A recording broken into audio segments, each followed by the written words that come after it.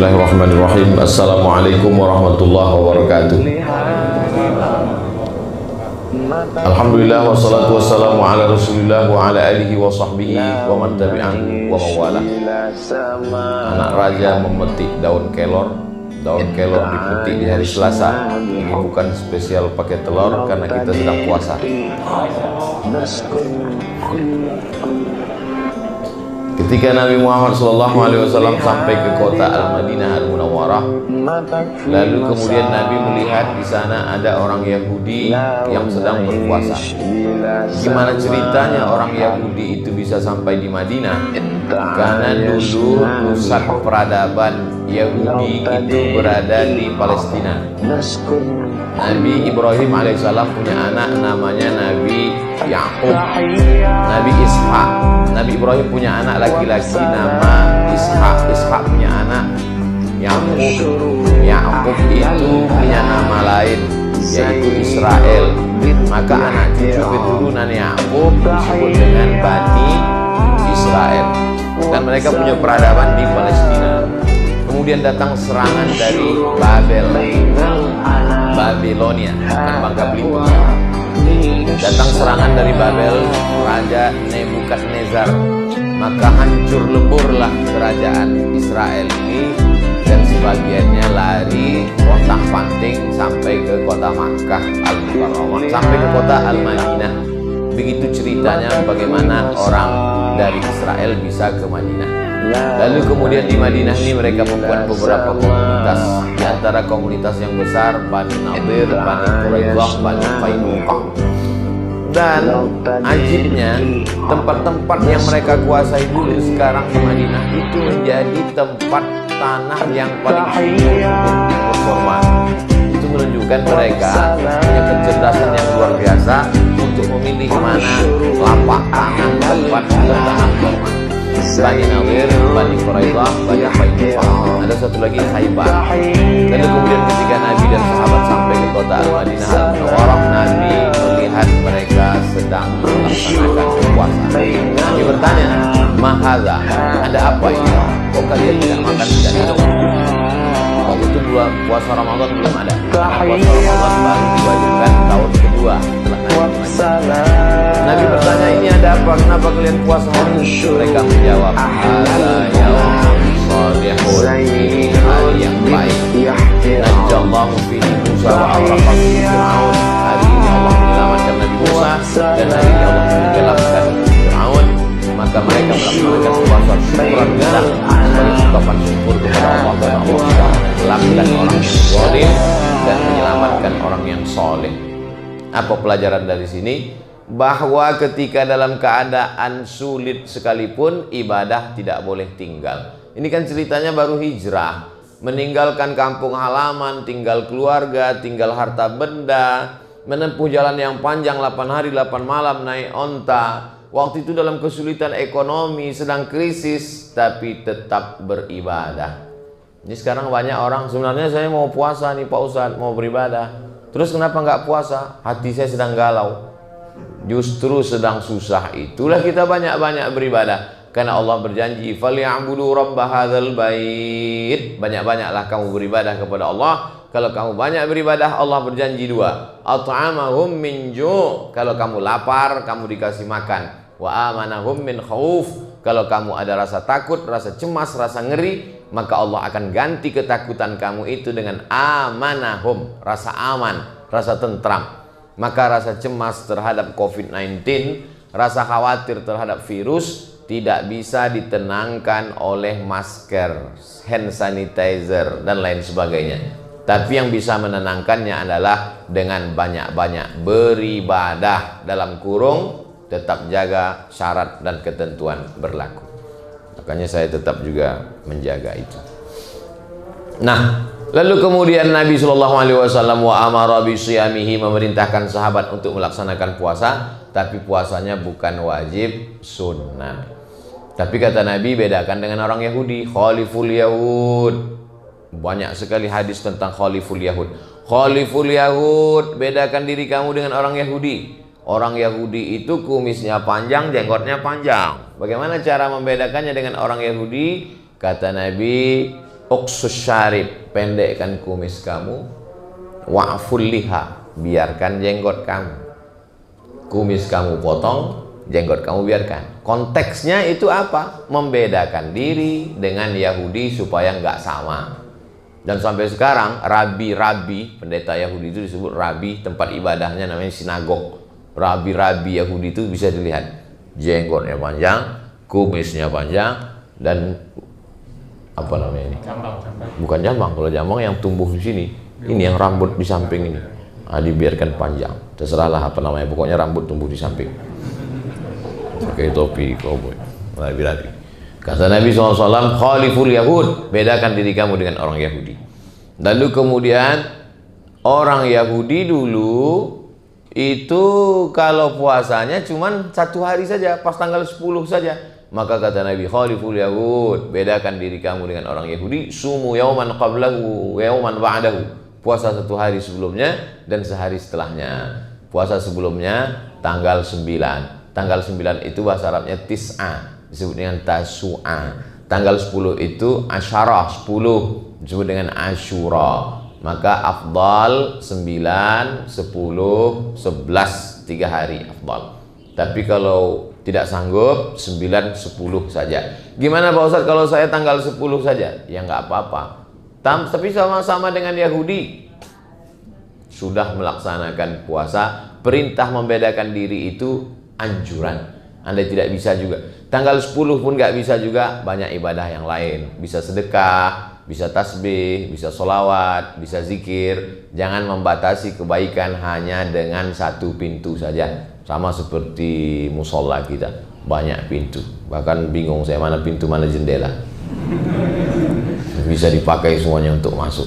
Udkhulu min abwabin mutafarriqah. Masuklah kamu dalam kebaikan itu dari pintu-pintu yang banyak. Jangan batasi hanya dari pintu puasa saja.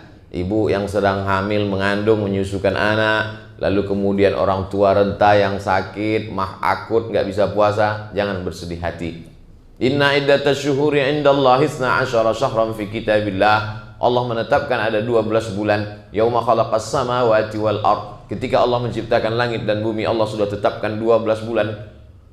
Minha arba'atun hurum. Ada 4 bulan yang mulia. Zulqa'dah, Zulhijjah, Muharram. Satu lagi terpisah. Salasun mutawaliyatun, 3 bulan berturut-turut. Zulqa'dah, Zulhijjah, Muharram. Tapi ada satu yang terpisah, ma baina Jumada wa Sya'ban. Dia terletak antara bulan Jumadil Akhir dan bulan Sya'ban. Itulah dia bulan Rajab. Dibuat pisah jauh supaya kita ada stasiun-stasiun. Kita ini sama seperti perjalanan panjang. Ada saatnya kita berhenti di sebuah stasiun, buang air kecil, lalu kemudian menggerak-gerakkan tubuh supaya nggak ngantuk, lalu kemudian minum. Setelah itu lanjutkan lagi perjalanan. Jadi perjalanan panjang kita ini lelah, kita rehat sejenak, Zulqa'dah, Zulhijjah, Muharram. Lalu kemudian setelah itu nanti panjang lagi, berhenti Rajab. Dari satu sholat ke satu sholat, itu juga stasiun. Subuh, zuhur, asar, maghrib, isya. Minal jum'ati ilal jum'ah, satu Jumat ke Jumat berikutnya, itu juga stasiun. Ramadan ila Ramadan, dan satu Ramadan ke Ramadan berikutnya, itu juga stasiun. Untuk apa Allah buat ada stasiun-stasiun ini? Mukaffiratun lima bainahuma, untuk menghapuskan dosa-dosa di antara keduanya supaya kita fresh. Setelah hari Jumat fresh, setelah sholat fresh. Kalau kamu punya rumah, di depan rumahmu ada sungai, lalu kamu mandi di sungai itu 5 kali sehari, apakah masih ada noda yang melekat? Kata Nabi. Sahabat menjawab, tidak ada ya Rasulullah. Bagi kita yang tinggal di Indonesia, mudah membayangkan punya rumah di pinggir sungai. Tapi di Madinah, kering kerontang. Bagaimana kalau kamu berada di tepi sungai, di depan rumahmu ada sungai, kamu mandi 1 hari 5 kali. Mandi subuh, mandi zuhur, mandi asar, mandi maghrib, mandi isya. Ditambah lagi mandi duha, mandi tahajud, mandi witir, mandi qabliyah, mandi wa'adiyah. Apakah mungkin ada lagi yang tersisa, melekat? Tidak ada ya Rasulullah. Maka kita merasa fresh. Kita ini orang yang banyak silap, banyak dosa, banyak salah. Begitu air kita masukkan ke mulut, kumur-kumur, fresh. Begitu air kita sapu, kita siramkan ke wajah, fresh mata. Begitu air kita siramkan ke tangan, fresh tangan. Begitu air kita usapkan ke kepala, ke telinga, fresh otak dan pikiran. Keluar dosa-dosa sampai dari lubang telinga. Begitu air kita siramkan ke kaki, fresh kaki. Kita segar, secara fisik segar karena air. Orang yang tidak Islam sekalipun di rumah-rumah makan itu ada wastafel, lalu kemudian dia cuci tangan, dia kata dia segar. Dulu kita selalu cuci tangan, setelah itu baru makan. Sekarang bolak-balik cuci tangan, nggak makan. Sekarang orang baru tahu bagaimana itu mukjizat cuci tangan. Sedangkan Nabi Muhammad SAW 14 abad yang lalu sudah mengajarkan kita tentang itu semua. Jadi dengan adanya apa yang sedang kita hadapi ini, semakin memperkuat keyakinan kita bahwa Muhammad SAW bukan manusia biasa, tapi dia adalah, dibacakan dalam surat Al-Kahfi ayat 110. Di ujung-ujung tadi dikatakan imam kita, Ananda Qori kita membacakan ayat, Qul innama ana basyarum mithlukum. Katakanlah ya Muhammad, aku basyarum mithlukum. Aku manusia sama seperti kamu. Apa beda kamu dengan aku? Yuha ilayya, aku dapat wahyu, kamu enggak. Aku dapat wahyu, kamu enggak. Komplain ibu-ibu satu jamaah. Saya juga dapat wahyu Pak Ustaz. Rupanya nama suaminya Pak Wahyu.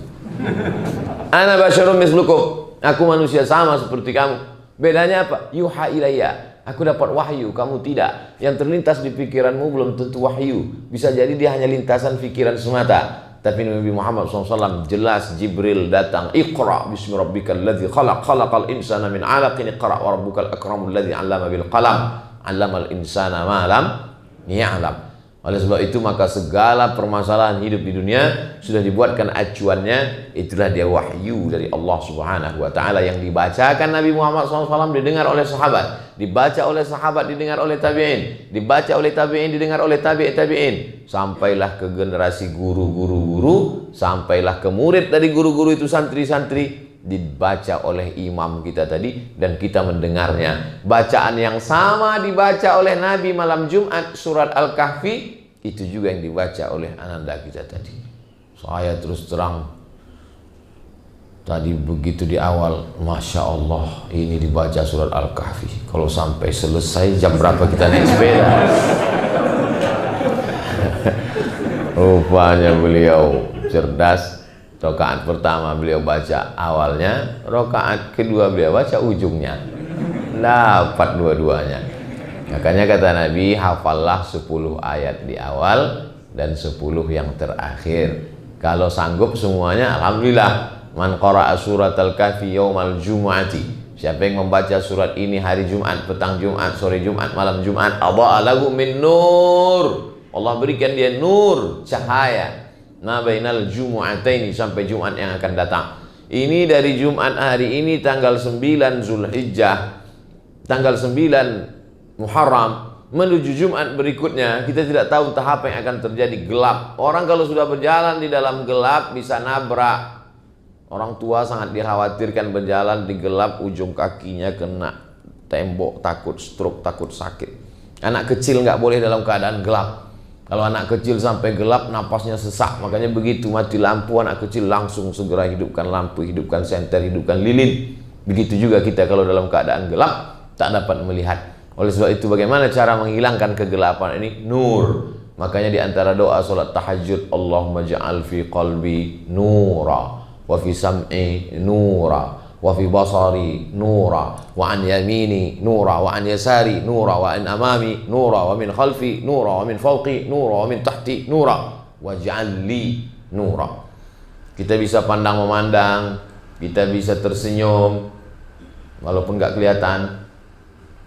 Kita bisa membedakan mana tiang, mana orang, mana pintu, mana jendela, itu karena nur, cahaya. Oleh sebab itu kita bisa tahu mana hak, mana batil, mana betul, mana salah, itu karena cahaya. Maka kita meminta bimbingan dapat cahaya dari Allah, maka kita sedang berada beruntung di bulan mulia, bulan haram, di hari yang paling mulia, hari Jumat, di waktu yang paling mulia, waktu subuh, pada saat momen kemuliaan menjelang Asyura 9-10, berada di tempat yang paling mulia, rumah Allah, masjid musalla, bersama orang-orang mulia, ada hati iman Islam di dalamnya. Mudah-mudahan kita selalu mendapatkan kemuliaan-kemuliaan.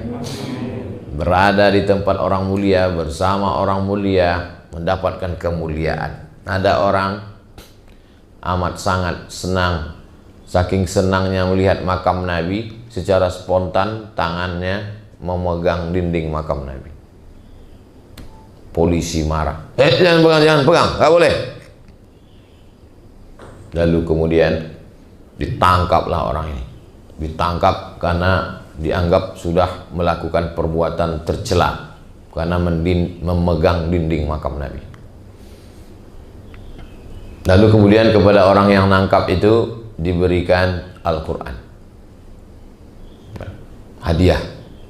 Begitu Al-Quran itu diberikan kepada dia, dia cium Quran. Bapak kok cium kulit kambing? Enggak, saya cium Quran, bukan kulit kambing. Itu yang Bapak cium kulit kambing. Saya bukan cium kulit kambingnya, saya cium isinya.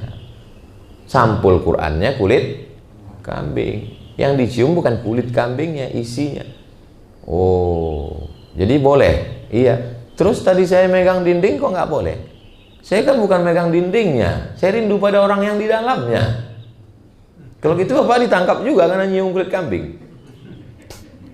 Saya bukan mau ngajarkan nanti pergi umroh lalu mencium dinding makam Nabi. Enggak. Kadang kita karena terlalu spontan, akhirnya kita terlarut-larut. Alaila tuhibbu amid dunya wa ma fi tawayaha. Hai Qais, mana yang lebih kau pilih? Dunia beserta isinya atau Laila? Kata Qais, lahu baru ni'aliha ahabbu ilayya wa ashfali balwaha. Dunia beserta isinya, maka debu yang menempel di sendal Laila lebih kucinta daripada dunia beserta isinya. Debu menempel di sendal Laila lebih kucinta daripada dunia dan seisinya.